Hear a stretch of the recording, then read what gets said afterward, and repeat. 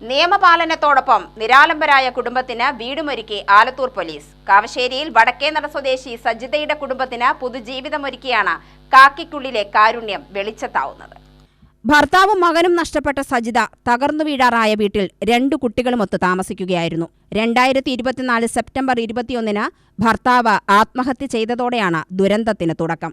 ഇതിന്റെ 41-ാം ദിവസം മകൻ 7 വയസ്സുള്ള സൂരജും അച്ഛൻ തൂങ്ങിമരിച്ച അതേ സ്ഥലത്ത് ജീവൻ ഒടുക്കുകയായിരുന്നു.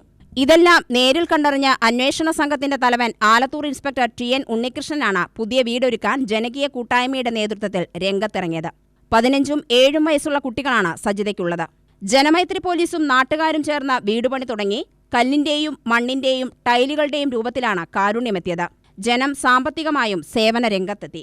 കരാറുകാരൻ രതീഷ് കുമാറും സഹായിച്ചതോടെ വീടെന്ന സ്വപ്നം യാഥാർത്ഥ്യമാവുകയായിരുന്നു.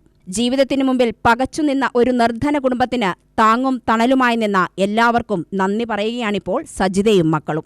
ബുധനാഴ്ച കുടുംബത്തിന് പുതിയ വീടിന്റെ താക്കോൽ കൈമാറ്റ ചടങ്ങ് പോലീസ് ഉദ്യോഗസ്ഥരുടെയും നാട്ടുകാരുടെയും സാന്നിധ്യത്തിൽ നടത്തും. താക്കോൽ കൈമാറ്റ ചടങ്ങ് ആലത്തൂർ ഡിവൈഎസ്പി N മുരളീധരൻ ഉദ്ഘാടനം ചെയ്തു. CI TN ഉണ്ണികൃഷ്ണൻ അധ്യക്ഷത വഹിച്ചു. ഗ്രാമപഞ്ചായത്ത് പ്രസിഡന്റ് രമേഷ് കുമാർ വിശിഷ്ടാതിഥിയായി. വാർഡ് മെമ്പർ ഉഷാദേവി, കൂട്ടുകെട്ട് സെക്രട്ടറി കലേഷ്, SI വിവേക് നാരായണൻ, നൌഷാദ്, സാദിഖലി എന്നിവർ പ്രസംഗിച്ചു.